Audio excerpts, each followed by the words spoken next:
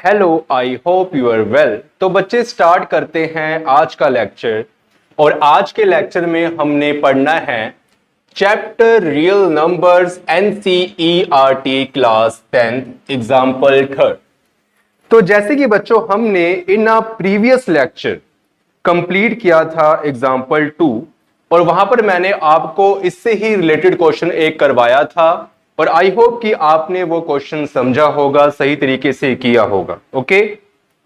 और जिन बच्चों ने वो क्वेश्चन अभी तक नहीं किया तो पहले वहां पर जाए, उस क्वेश्चन को देखें। उस वीडियो का लिंक आपको मैं डिस्क्रिप्शन में दे दूंगा, फिर आप इस क्वेश्चन में आए, क्योंकि ये क्वेश्चन मैं डायरेक्टली करवाने जा रहा हूं। क्योंकि जो बातें मैंने वहां पर उस क्वेश्चन में बताई हैं, वहां वो सारी बातें मैं यहां पर नहीं बताऊंगा। ओके, मैं डायरेक्टली क्वेश्चन करूंगा ताकि हमारा टाइम वेस्ट ना हो। तो बच्चे इस क्वेश्चन की जो स्टेटमेंट है, show that any positive odd integer is of the form 4q plus 1 or 4q plus 3 where q is some integer। तो बच्चे इस क्वेश्चन में भी हमने शो करना है कि एनी पॉजिटिव ऑड इंटीजर जो हमारे हैं वो 4q plus 1 और 4q plus 3 की फॉर्म में होने चाहिए। हमने इस कंडीशन को शो करना है। और बच्चे यहां पर भी एक बात सेम है कि q हमारा सम इंटीजर है। आपको इस टाइप के हर क्वेश्चन में ये कंडीशन मिलेगी। ओके। तो बच्चों इन अ प्रीवियस क्वेश्चन हमने, अगर आप याद करें तो वहां पर दो चीजें थी। पहली जो चीज थी वो थी कि ऑड पॉजिटिव इंटीजर, और जो सेकंड चीज थी वहां पर वो थी इवन पॉजिटिव इंटीजर। लेकिन बच्चों इस क्वेश्चन में यहां पर सिर्फ एक ही बात करी गई है कि ऑड पॉजिटिव इंटीजर। ओके, तो मतलब इवन वाला केस हमारा खत्म हुआ और ये क्वेश्चन उससे इजी हो गया। ओके, तो बच्चों हम बताते हैं कि ये क्वेश्चन आपको कैसे करना है। स्टार्टिंग आपने वैसे ही करनी है जैसे हमने उस क्वेश्चन में की थी। तो बच्चे यहां पर हम लिखते हैं कि let a b any positive integer, a b any positive integer. Okay, ये आपने हर क्वेश्चन में इस टाइप के जितने भी क्वेश्चंस आए, आपने सबसे पहले ए को एक एनी पॉजिटिव इंटीजर लेट करना है। और बच्चे उसके बाद हमें यहां पर बी की वैल्यू भी लेट करनी होगी। तो बच्चे यहां पर हम लिखेंगे and b this is equal to. तो बच्चे उस क्वेश्चन में हमने बी को 2 लेट किया था और मैंने आपको बताया था कि बी को कैसे लेट करना है कि आपने जो फॉर्म हमने शो करनी है उस फॉर्म में देखना है कि यहां पर क्या प्रेजेंट है। अगर यहां पर 4 प्रेजेंट है तो हमने डायरेक्टली उठा के 4 लिख देना है। लेकिन ऐसा हर क्वेश्चन में नहीं होगा, कुछ कुछ क्वेश्चन में होगा। आगे क्वेश्चन जब हम एक्सरसाइज के करेंगे तो वहां पर कुछ इस टाइप के क्वेश्चंस भी आएंगे कि यहां पर ये वाला भी नहीं चलेगा। ओके, लेकिन इस क्वेश्चन में चलेगा। तो आपको मैं डायरेक्टली यहां पर 4 लिख देता हूं, b this is equal to 4। ठीक है, हमने जो क्यू के साथ वैल्यू है वो उठा के हमने यहां पर लिख देनी है, ये हमारा 4 हो जाएगा। ठीक है, बी की वैल्यू हमारी हो जाएगी। और उसके बाद बच्चे हमने यहां पर यूक्लिड्स डिवीजन लेमा का फॉर्मूला लिखना है। तो यहां पर बच्चे हम लिखेंगे कि बाय यूक्लिड्स डिवीजन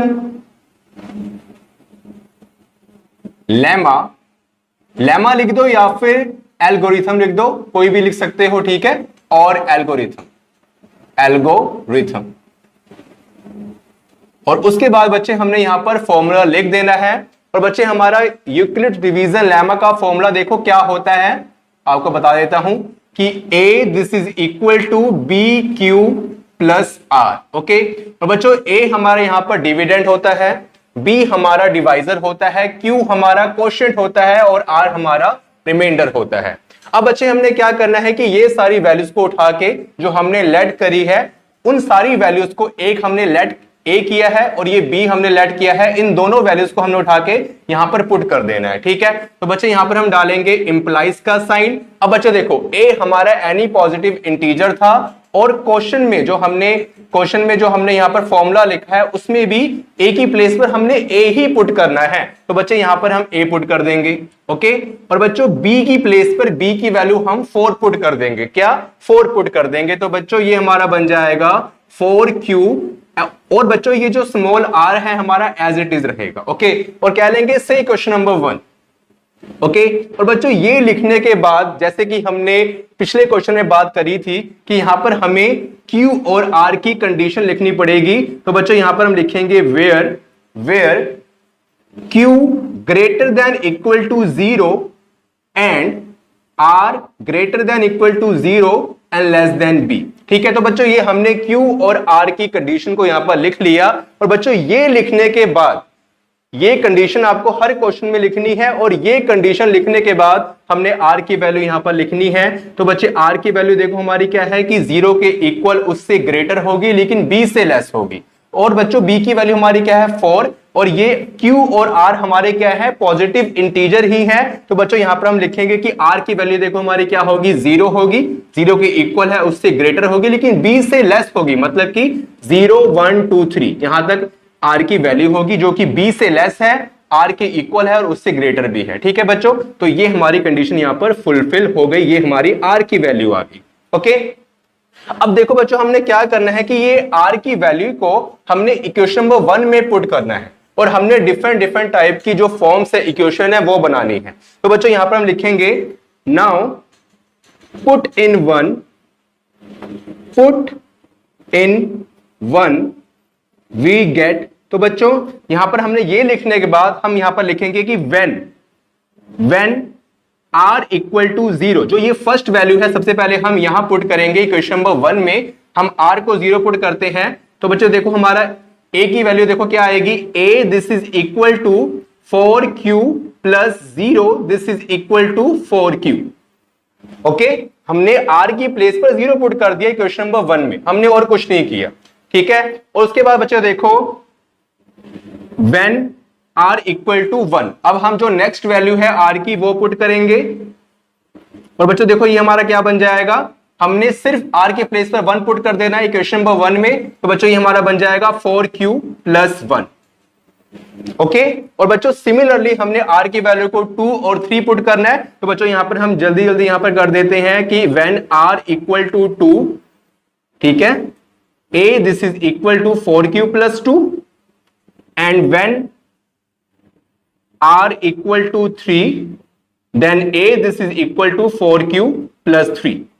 ओके अब बच्चों हमारा इतना काम जब कंप्लीट हो गया तो इसके बाद देखो बच्चों हमने अब क्या करना है। ठीक है, हमने यहां पर चेक करना है कि यहां पर हमारे पास ऑड इंटीजर कौन से हैं, पॉजिटिव ऑड इंटीजर हमने शो करने हैं क्वेश्चन के अकॉर्डिंग। तो हमने इसमें देखना है कि हमारे पास जो ये सारी वैल्यूज आई हैं इनमें से पॉजिटिव ऑड इंटीजर कौन से हैं। तो बच्चों वो हमें क्या चलेगा पता कि हम अगर Q की वैल्यू पुट करेंगे तो बच्चों Q हमारा क्या है ग्रेटर देन इक्वल टू 0 है और मैंने आपको बताया है कि Q हमारा क्या है पॉजिटिव इंटीजर है। तो अगर हम पॉजिटिव इंटीजर की बात करें यहां पर अगर मैं Q की रफली वैल्यूज लिखूं कि Q greater than equal to 0 है और Q आल्सो हमारा क्या है पॉजिटिव इंटीजर है।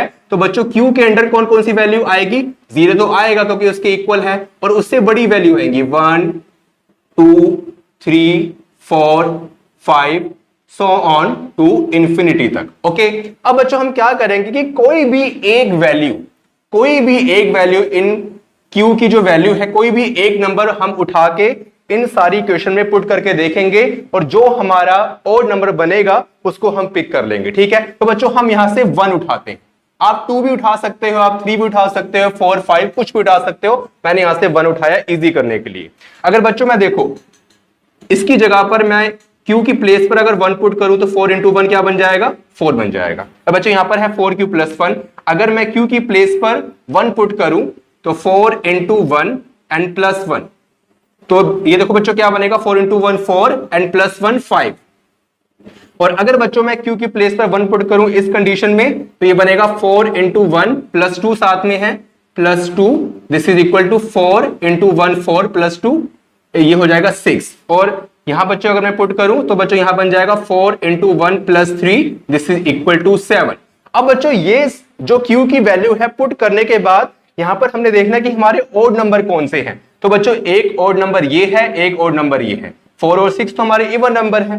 ठीक है, तो बच्चों यहां पर देखो ऑड नंबर किस केस में आया, जब हमने इस कंडीशन में वैल्यू पुट करी Q की और जब हमने इस कंडीशन में वैल्यू पुट करी Q की। अब बच्चों हम देखो क्या लिखेंगे, देखो हमें क्वेश्चन में क्या बोला गया है कि हमने शो कर रहा है कि पॉजिटिव ऑड इंटीजर 4q+1 और 4q+3 की फॉर्म में होने चाहिए, और q हमारा सम इंटीजर है। तो देखिए बच्चे, जब हमने 4q+1 में वैल्यू पुट करी तो हमारा ओड आया, 4q+3 में हमने वैल्यू पुट करी तो हमारा ओड आया, तो हमने शो कर दिया। ठीक है, ये आपको करने की जरूरत नहीं है, मैंने सिर्फ आपको समझाने के लिए इतना बताया। आपने यहां देखो लास्ट में क्या लिखना है, तो यहां पर लाइन लगा देता हूं, यहां जगह नहीं है इसलिए मैं यहां लिख रहा हूं। ठीक है, आपने लिखना है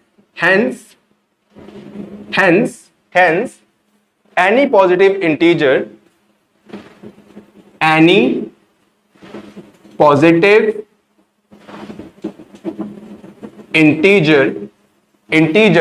is of the form 4q+1 is of the form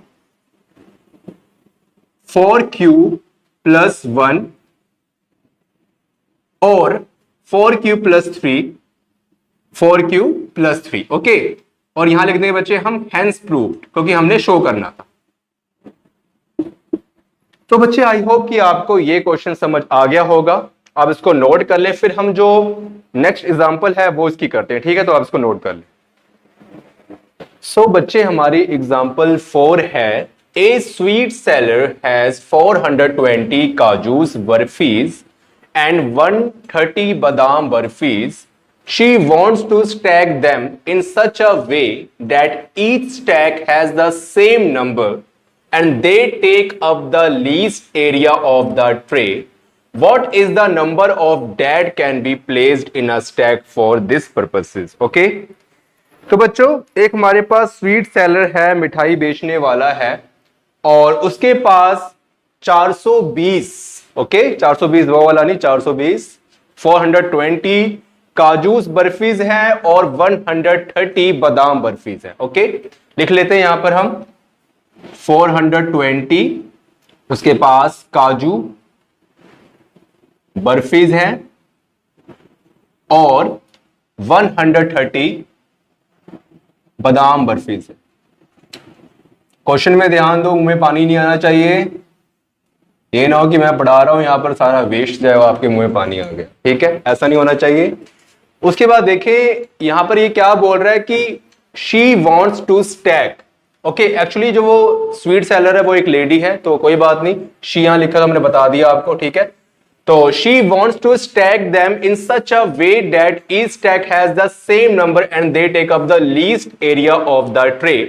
तो वो जो स्वीट सेलर है वो चाहती है, ओके, वो चाहती है कि उसके पास एक ट्रे है और उस ट्रे में वो इन काजूस बर्फीज को स्टैक में रखना चाहती है। स्टैक का मतलब क्या होता है? स्टैक का मतलब होता है होमोजीनियस रो, मतलब होमोजीनियस, या फिर आप कह लो लाइन कह लो, मतलब ऐसे लाइन में। होमोजीनियस का मतलब होता है एक जैसी, मतलब अगर यहां पर 10 लाइन हम बनाते हैं इस ट्रे में, 10 मान लो, 5 मान लो, ठीक है, ऐसे हमने लाइन बना दी, तो ये हमारी बच्ची लाइन है, मतलब ये कतार है जिसको हम हिंदी में बोलते हैं कतार। और ये हर कतार में इक्वल काजूस और इक्वल बर्फी रखना चाहती है।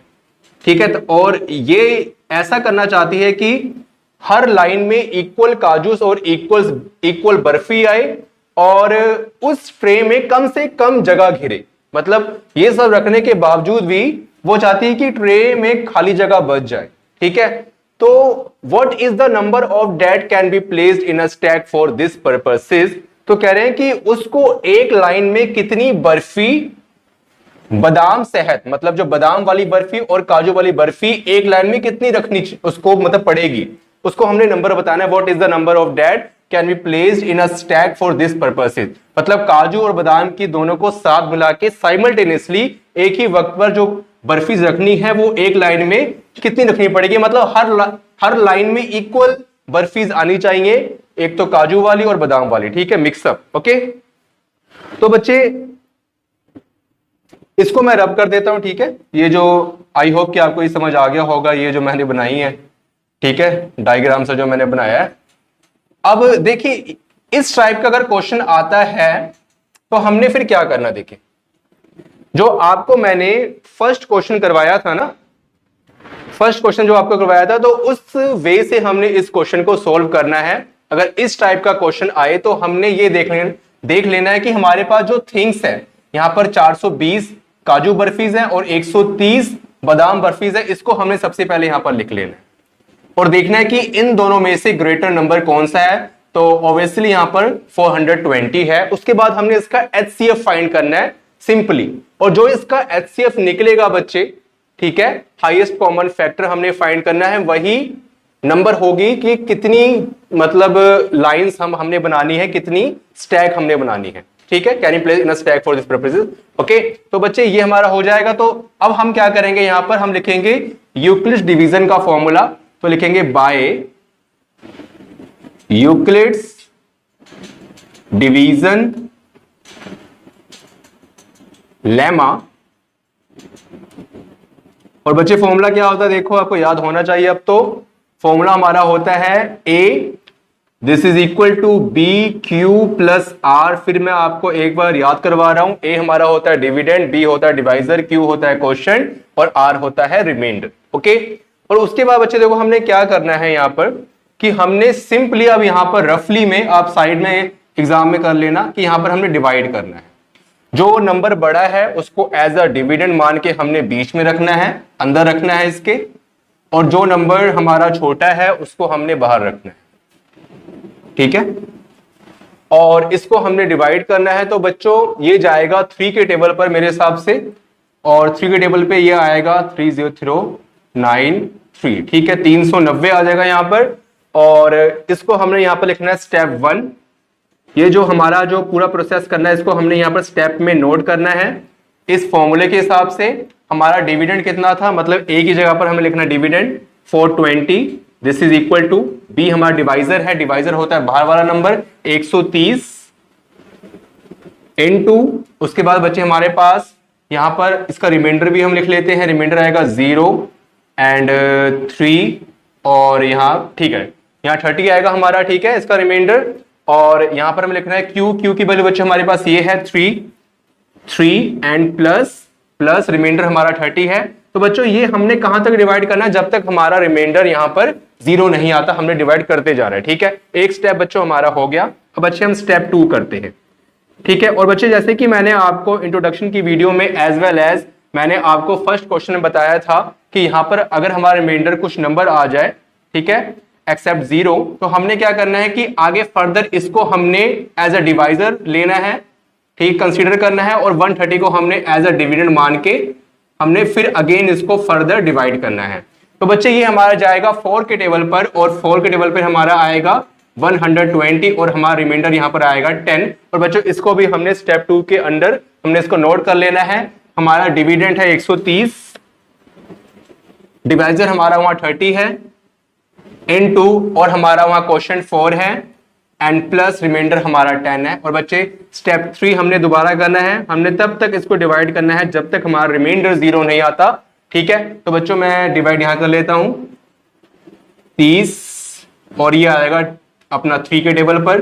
तो बच्चों ये देखो यहां पर हमारा रिमाइंडर 0 आ गया। अब बच्चों इसको भी हमने यहां पर नोट कर लेना है, और हमारा डिविडेंड है 30, डिवाइजर है 10 इनटू 3 एंड प्लस 0। और बच्चों जो हमारा डिवाइजर लास्ट वाले केस में आता है कि जब हमारा रिमाइंडर 0 आ जाए तो उस केस में जो हमारा डिवाइजर होता है वही हमारा एचसीएफ होता है। ठीक है, तो बच्चों ये हमारा एचसीएफ है। ठीक है, और बच्चों यहां पर हम लिखेंगे here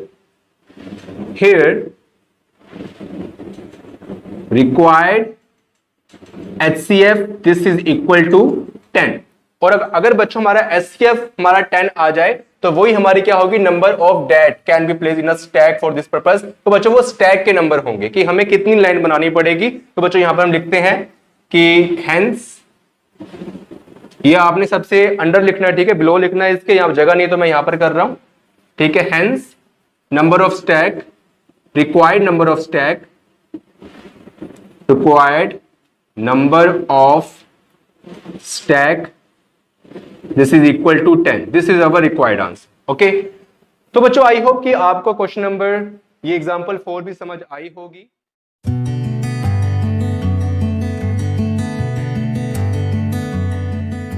Please subscribe my channel. Thank you.